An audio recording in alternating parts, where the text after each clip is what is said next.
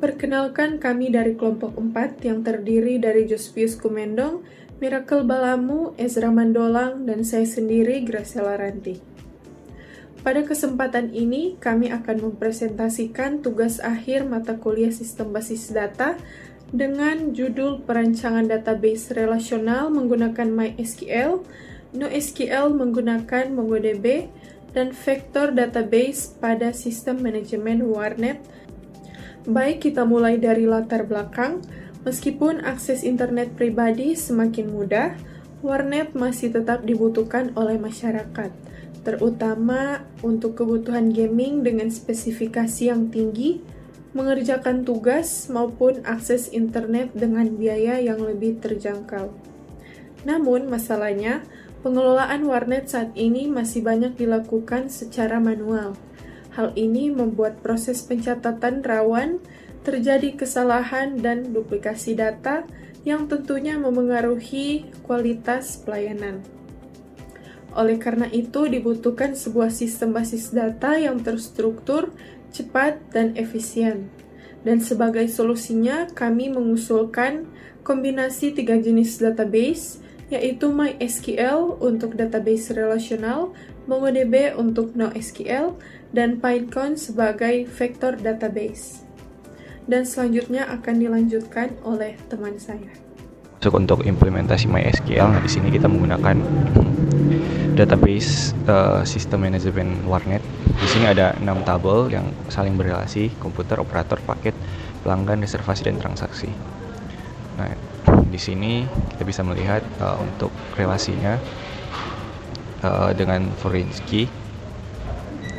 Selanjutnya saya akan mendemonstrasikan CRUD, mungkin update dan select. Di sini di ID komputer PC pertama itu dipakai. Nah, kita akan mengupdate-nya jika orang sudah selesai pakai. Sintaksnya itu update komputer, lalu atur set statusnya kosong, dimana where ID komputer PC.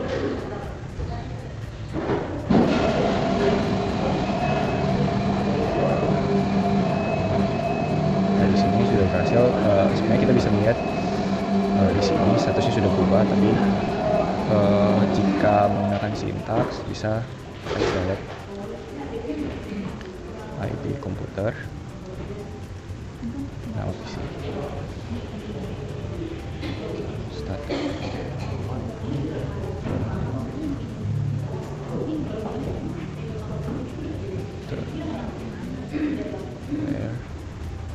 ID komputernya seperti tadi.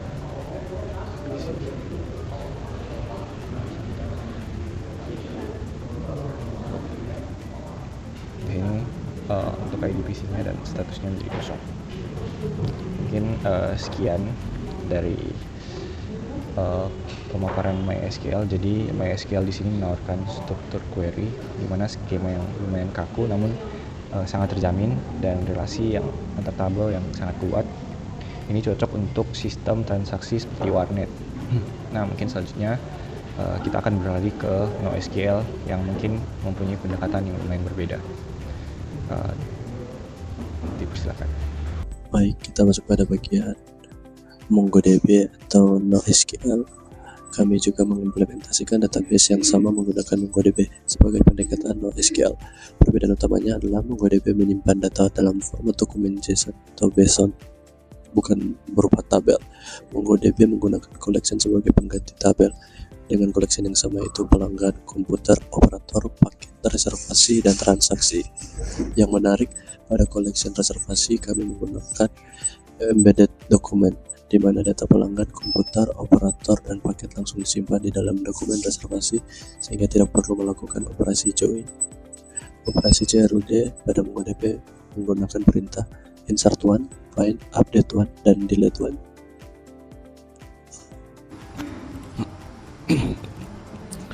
Oke, selanjutnya di sini saya akan membahas implementasi database NoSQL menggunakan MongoDB pada sistem manajemen warnet. Jika sebelumnya MySQL menyimpan data dalam bentuk tabel yang saling berrelasi, MongoDB menggunakan pendekatan yang berbeda, yaitu menyimpan data dalam bentuk dokumen JSON atau BSON. Tidak ada tabel, tidak ada baris, dan juga yang ada adalah collection dan dokumen. MongoDB adalah database NoSQL berbasis dokumen. Analogi sederhananya itu kita membuat database, kemudian ada collection atau dalam MySQL adalah tabel, kemudian dokumen atau dalam MySQL adalah baris, dan field atau kolom. Keunggulan utama MongoDB di sini adalah embedded dokumen. Data pelanggan, komputer, operator, dan paket bisa langsung disimpan di dalam satu dokumen reservasi sehingga kita tidak perlu melakukan join seperti di MySQL. Oke. Langkah pertama, orang buka MongoDB shell di localhost MongoDB. Nah, ketika sudah muncul MongoDB shell, di sini kita akan membuat file database warnet dengan query yaitu use db warnet, yang kemudian kita enter. Nah, filenya sudah dibuat, namun di sini belum muncul karena file database db warnet ini belum diisi collection. Nah, kemudian kita membuat collection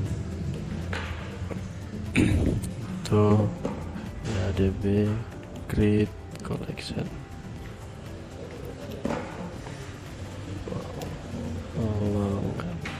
Collection pertama itu pelanggan, dan di sini saya mau langsung membuat 6 collection.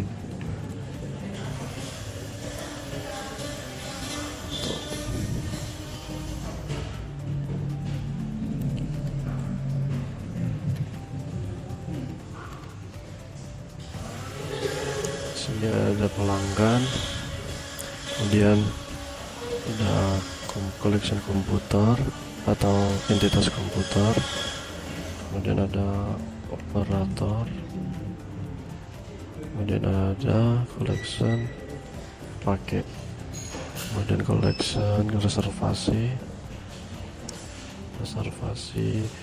dan collection transaksi. Nah, kemudian kita enter. Oke, di sini sudah terbaca database warnet yang berisi 6 collection. Nah, ketika sudah berisi collection database-nya, di sini kita akan menginput satu persatu data ke dalam setiap collection. Baik, berikut kita akan masuk pada pengisian data dalam collection database warnet. Nah, data pertama kita isi adalah data pelanggan pada collection pelanggan dengan query seperti ini, di mana db pelanggan yang akan dimasukkan ke dalam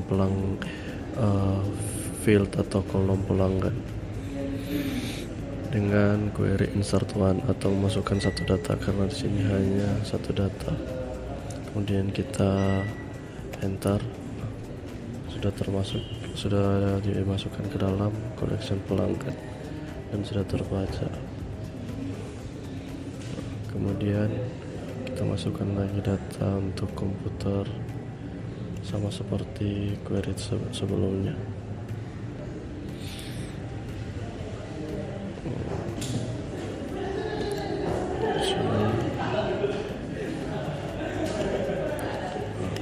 Oke, data komputer sudah dimasukkan dan begitu seterusnya hingga collection transaksi diisi data satu persatu. Start record. Oke, baik. Berikutnya saya akan melakukan operasi CRUD. Nah, setelah semua data terisi, di sini saya akan melakukan operasi CRUD, di mana CRUD yaitu create, read, update, dan delete. Nah, pertama saya akan melakukan operasi create atau membuat. dalam MongoDB create query-nya adalah insert one. Di sini saya ingin menambahkan data baru. Saya mengganti ID, namanya start, kemudian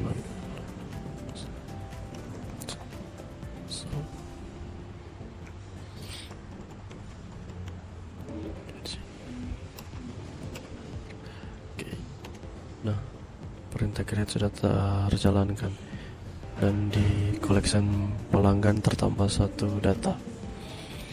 Kemudian di sini saya akan membuat operasi read atau dalam MongoDB find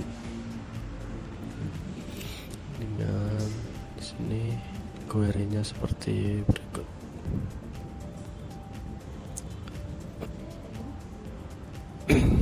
db.pelanggan.find kemudian .pretty. Di sini .pretty untuk memunculkan seluruh data.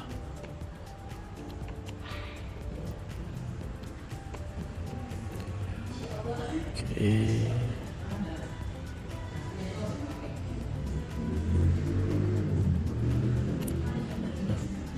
Muncul kedua data pelanggan sudah muncul karena telah dilakukan query atau operasi read untuk membaca data pelanggan. Kemudian operasi ketiga yaitu update. Update ini adalah operasi untuk mengubah data. Nah, di sini saya akan mengubah data nomor HP. Kita akan mengubah data nomor HP pelanggan pertama dengan query seperti berikut. db.pelanggan.update one. Di sini kita akan mengubah hanya satu data.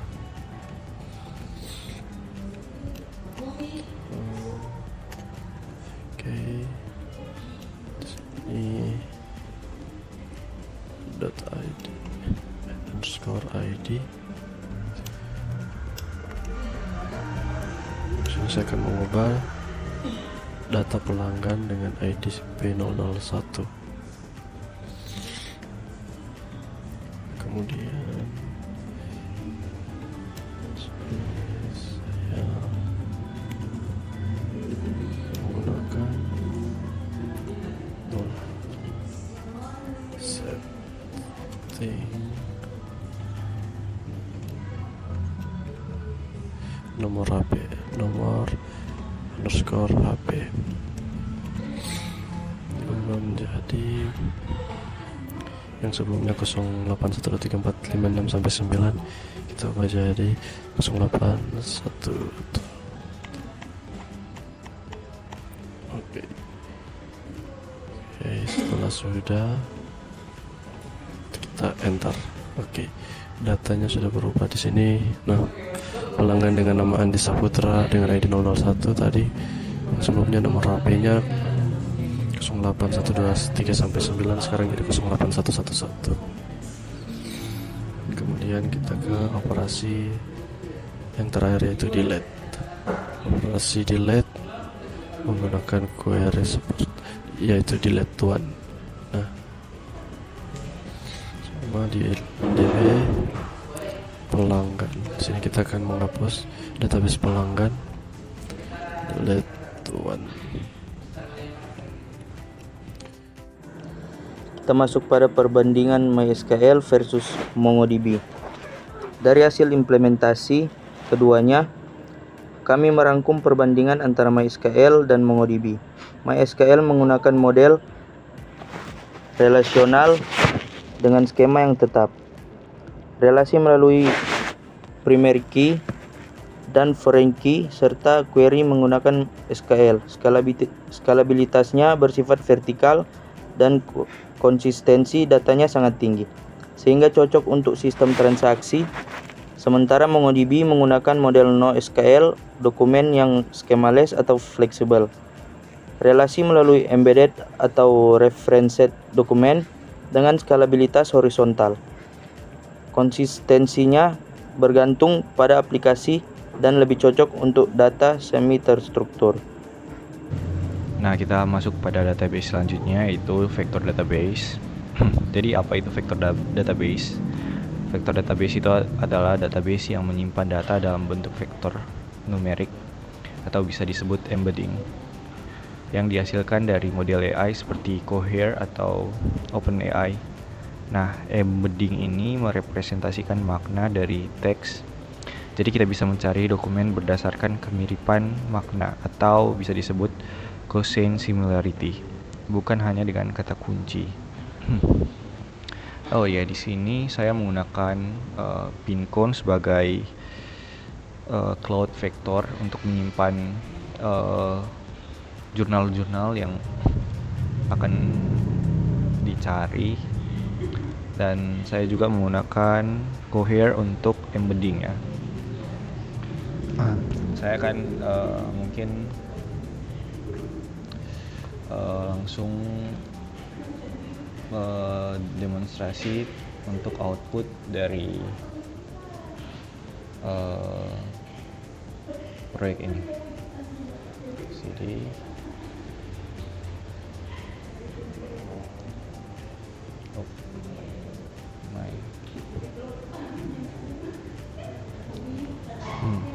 oh ya, untuk artikelnya itu ada ini, ada 20 tentang teknologi, kebugaran, olahraga, lingkungan, kesehatan, pendidikan. Untuk sekarang hanya 20 saja karena hanya akan dijadikan contoh. Nah, di sini tampilannya seperti ini ketika kita mencari mungkin kesehatan.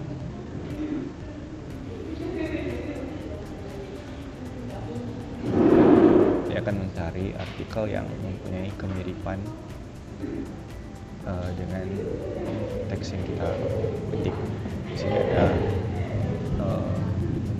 persen seberapa dekat dengan makna yang kita ketik. Di sini ada 1, 2, 3, 4, 5 untuk output. Mungkin yang lain teknologis misalnya.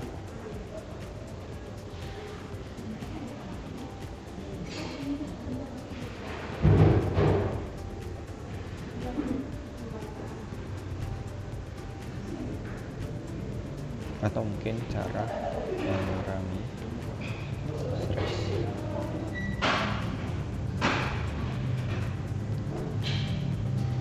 Itu keluar semua. Ada yoga, manfaat olahraga, tidur, yang relate dengan apa yang kita ketik.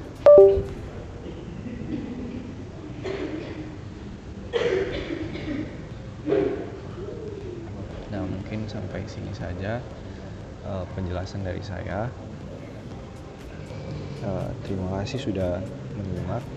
Semoga video ini bisa membantu untuk memahami perbedaan dan implementasi dari ketiga jenis database ini.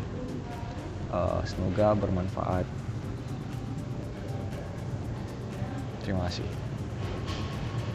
Kita masuk pada kesimpulan. Sebagai penutup dari seluruh perancangan dan implementasi yang telah kami lakukan, dapat disimpulkan bahwa MySQL paling tepat digunakan untuk sistem yang memerlukan integritas data tinggi dengan relasi yang ketat. MongoDB lebih unggul untuk aplikasi dengan struktur data yang fleksibel dan terus berkembang, sedangkan Pincone terbukti mampu melakukan pencarian semantik yang akurat, meskipun data pada query tidak sama persis dengan konten artikel. Kesimpulan utamanya adalah pemilihan jenis database harus selalu disesuaikan dengan kebutuhan dan karakteristik sistem yang dikembangkan. Demikian presentasi dari kelompok kami. Terima kasih atas perhatiannya.